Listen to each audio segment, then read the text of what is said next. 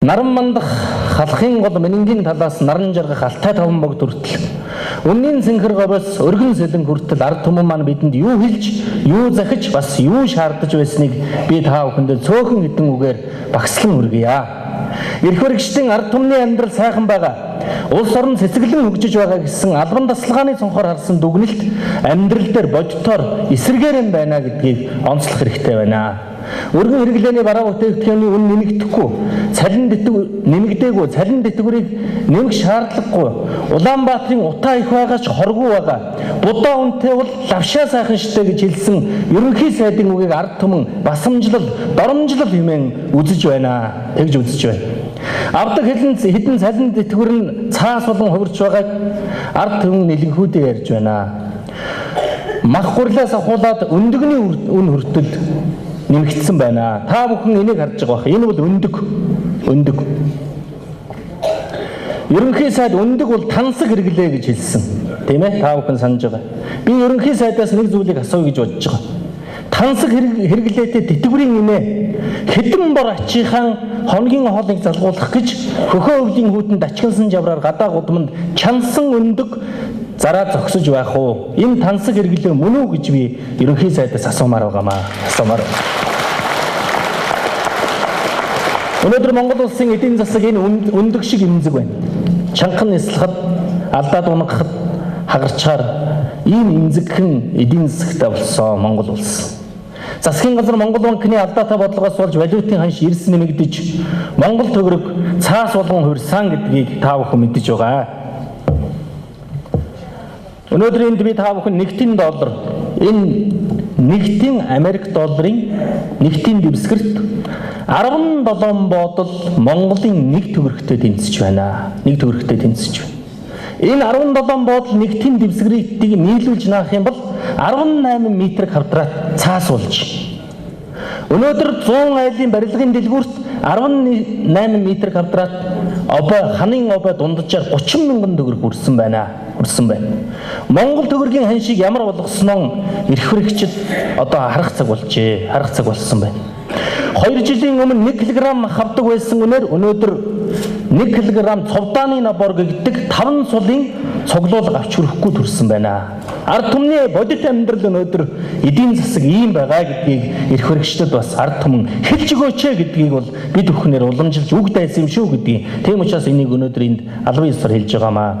Барилгын салбарыг дэмжих орон сууцны үн буурсан уу гэж олон хүмүүс эрх хэрэгчдээс асууж байгаа.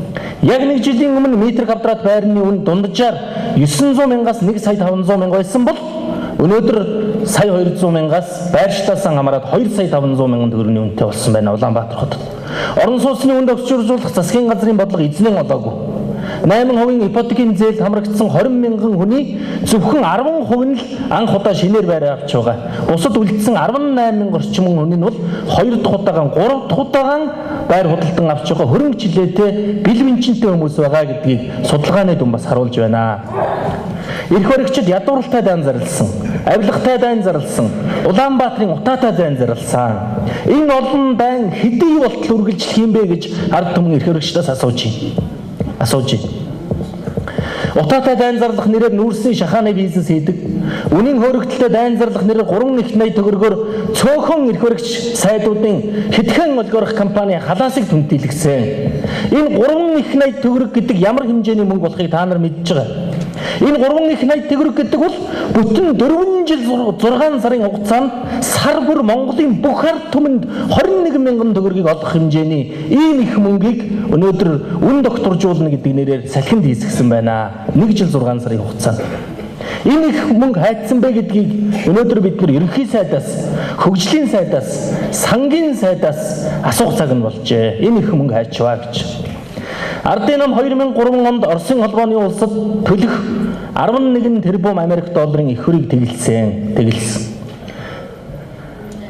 Энэ 11 тэрбум Америк доллараар ардын нам ард түмэнтэйгэн хамт 20 дугаар зуунд Улаанбаатар хот, Дархан, Эрдэнэт 21 аймаг 330 сум суурин газар 1600 гаруй багийн төв өнөөдөр Монгол улсын бүх эмнэлэг, сургууль, цэцэрлэг, театр, соёлын төв, хүнд болон хөнгөн аж үйлдвэрийн комбинатууд, төмөр зам, цахилгаан станцуудаас ахуулаад хурмын ордон, хүүхдийн цуслан хүртэл зогслон бүтээсэн. ард түмнээ бичиг үсгтэй соён гэгэрсэн тусгаар тогтносон эрүүл үндэстэн болгосон. Энэ бол 20 дугаар зууныг босгосон бидний өвгдээдсэн гавья Монгол ардын намын гавья мөн гэдэгт хэн ч хэрэгэлцэхгүй.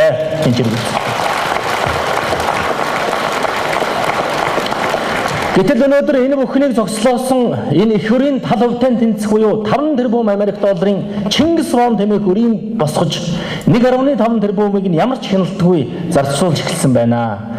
Энэ Чингис вондын зөвхөн хүүнд нь өдөрт 280 сая төгрөг буюу жилд 300 хүүхдийн цэцэрлэг 100 ширхэг дунд сургууль барих хэмжээний мөнгийг салхинд зүгээр хийсгэж байна. 2 хоногийн өмнөөс Хамараа бонд гэгч өрийн бичгийг дэлхийн зах зээл дээр арилжааж эхэлсэн. Монгол улс өнөөдөр 8 тэрбум орчим ам долларын их өртөө болсон. Монголын иргэн бүр эхээс төрж байгаа өлгийтэй нялх нэрэ хүүхэд өнөөдөр төрөхтөн 5 сая 600 мянган төгрөгийн өртөө төрж байна. Монгол улс өнөөдөр өртөө улс болж хувиржээ. 2012 оны 3 сард хамтарсан засгийн газраас ардчилсан нам гарахтан 11 яамыг цөөлнө, дэд сайд болон шадар сайдын орон тааг хасна, гадаад томилтыг бууруулна, улсын их хурлын гишүүн засгийн газрын гишүүн байж болохгүй хэмээн ярьж шаардаж байсан. Энэ бүхэн өнөөдөр биелсэн үү гэж ард түмэн асууж байна. 3 сарын дараа 11 яам 17 яам болж, зарим яамд бүр 2 дэд сайдтай болж, 19 сайдын 17 нь өнөөдөр улсын их хурлын гишүүний давхар дээл өмсчихсэн засгийн газрын танхим сууж байгаа. Ирэх оны улсын төсөв дарга сайд нарын гадаад томилтын зардал 30 гаруй хувиар нэмэгдсэн байна. Ард түмэн шинжилгээ нэгдэх засгийн газрыг Монгол улсын засгийн газар юм уу? Эсвэл хэдхэн олигарх компаниудын сайд нарын засгийн газар юм уу гэдгийг мэдхээ болсон байна. Үнэхээр шинжилгээ нэгдэж байгаа засгийн газрын сайд нарын 70 орчим хувь нь өнөөдөр Монголын толгой баяжчууд, толгой баян компани эзэд энэ засгийн газрыг бүрдүүлж байна. Тийм учраас ард түмэн биднийг одоо энэ аянаар явахад энэ бүхнийг асууж байна. Төрийн алба төрлийн алба болж ах トゥ хөргөн бэрэн өндөр албан тушаал шалгуургүйгээр хууль зөрчин томилдог туйлын буруу жишгийг ерөнхий сайд алтан хуйг өөрийн биеэр үлгэрлэн манлайлж хөргөн дэнзэнгээ төрийн албан томилсноор барахгүй 17 тэрбум төгрөгийн тендерийг хамаатан садандан ямар ч шалгуургүйгээр олгосныг ард түмэн шуугин шүүмжилж байна. Намын харьяалаар төрийн албанаас хууль бусаар халж болохгүй гэж ярьж байсан ардчлагчд маань 30 гаруй мянган төрийн албан хаагчдыг өнөөдөр үндслэгүүгээр хууль зөрчин ажлаас нь халаа зогсохгүй 1 жил 6 сарын дотор улсын зардлаас 47 мянга орчим хүний улсын төсвөөс энэ цалингийг төрийн өмчит компани ажилчид нэрээр цалингийг олгосон байна. Ерөнхий сайд маань би нэг л төрийн албан хаагчийг орон тоог нэмэх юм бол огцорно гэж мэдэгдэж байсан. Өнөөдөр улсын зардлаас ард түмний татвар халааснаас гарч байгаа энэ зардлыг 47 мянган хүнд олгосон байна. Өнөөдөр эрийг төрийн албан хаагчийн орон тоог нэмсэн гэж үзэх юм бол ерөнхий сайд маань 47 удаа огцрохоор болсон байна. 47 мянган удаа. Өөрөөр хэлбэл өдөрт 86 удаа огцрохоор ийм статистик зүүн гарсан байна. Задлах юм бол. Ардын нам засагт барьж байхдаа оюутан бүрт өгч байсан 70 мянган төгрөгийг 90 мянган төгрөг болгож өгнө. Иргэн бүрт олгож байсан 21 мянган төгрөгийг 50 мянган төгрөг болгож өгнө гэсэн сонгуулийн амлалтууд яасан бэ гэж ард түмэн асууж байна. Онд сурдаг ажлын байран олсон оюутан Монголын 170 мянган оюутны 10 гаруйхан хувь төрж байгаа. Үлдсэн 150 мянган оюутан тэтгэлэг авахгүй хоосон гоцорч байна. Ардын намын олгож байсан хүний хөгжлийн 21 мянган төгрөг олигарх дарга сайд нар тэрэггүй юм гэхэд хоногийнхоо хоолыг залгуулж явж байгаа жирийн бор айлд хичнээн хувь нэмэр хичнээн жирэг болж байсныг өнөөдөр ард түмэн уулзалт бүхэн дээр дурсан ирж байна. Албан хаагчдын тоог нэмхийн хэрэг төрийн үйлчилгээ хүнд ойртохш харин хүн суртал шат хамжлах хэрэг сэтэрч асуудал бүхэн төр оролцож байдаг бүтээгчдэд баялаг бүтээгч саад дотгоруулж байгааг бизнес эрхлэгч шүүмжлэн хэлж байна. Монголд бизнес эрхлэх таатай орчин устж гадны хөрөнгө оруулалт 50% буурсан. Гадны хөрөнгө оруулагчдын тал хувь нь ойвсан хаагаад нутаг утсан байгаа талаар ард түмэн бас мэдээлэл авсан байна. Өнөөдөр Монгол улсад хамгийн их дарлагдсан салбарынхан бол хувийн хвшлийнхэн бизнес эрхлэгчид баялаг бүтээгчтэй гэж Монгол улсын ерөнхийлөгч зөвлөлдөх уулзалт дээр зохон тэмдэглэлээ. Том төрөөс ухаалаг төрлөө гэсэн ерөнхийлөгчийн энэ философоос өнөөдрийн Монголын төр эд ажлын садаа болсон, их ажлын дүр болсон, чөрөөсөн хөлтөө сүрдээсэн гэдэгтэй данхар том бэрд эсвэл мулгуу монхгуурдаар дүүрсэн тэнэг төр болжээ гэсэн логик дүгнэлт энэ нэрнээс албан ёсоор уншигдаж байгаамаа. Энийг ард түмэн ингэж уншиж байгаа юм байна. Үнэхээр өнөөдөр хэвлийнхний хэлж байгаагаар машин нь томдсон, хөөргөн томдсон, албан тушаал нь үг нь томдсон, харин өөрсдийнх нь хувийн компаниуд нь томорсон тоодгорхон хүмүүс Монголын төрөөр тоглож байна гэж ард түмэнд өгүүлж байна. Эх оны улсын төсөвт 37 тэрбум төгрөгөөр шорон барьж байхын оронд 37 хүүхдийн цэцэрлэг, 37 төр хэмлэг яагаад барьж болсонгүй вэ гэж ард түмэн асууж байна. Монгол улс шорондсон орн юм уу? Монгол улс шорондсон орн юм уу? Эсвэл ард түмний шорон торихгүй шорон бэлтэж байгаа юм уу? Энийг иргэд татвар төлөгчд асууж байна. Хууль шүүхээр төрий барьж барин, хорин, шалган, цагдна гэсэн дарангуулалдаар Монголын нийгэм айдас үүс давтсан. Монголын хууль шүүхийн жирийн ядарсан иргэнд биш, архины үйлдвэрийн эзэнд, банкны захиралд, банкны эзэнд мөнгө төгрөгтэй, эрх мэдэлтэй хүмүүст үйлчилдэг, авилгацсан, утсан хүүхэлдэй болсныг Өвөр Хангай аймагт болсон улсын их хурлын сонгуулийн жишээг иш татан ард түмэн 21 аймгаар явхад аймаг бүхэнд ярьж байна. Аймаг бүхэнд ярьж байна. Албан тушаалтны үзэгний үзүүрээр ард түмний сонголт үндсэн хуулийн заасан сонгох эрх нь өнөөдөр үн цэнгүй болж өөрчлөгдгийг Өвөр Хангай, Дорнод, Хөвсгөл, Говь Алтай, Говь Сүмбэр аймагуд Багнуур дүүрэгт болсон сонгуулийн дараах үйл явдлууд нотлон харуулж байна. Эрх баригчдын яриад байсан ард түмний сонголт бол хаан сонголт, түүнийг өөрчлөх эрх хямбгаадч ямар ч эрх мэдэлтэнд байхгүй гэж тунхаглаж байсан ардчлалын алтан зарчим өнөөдөр хайцсан бэ гэж ард түмэн асууж байна.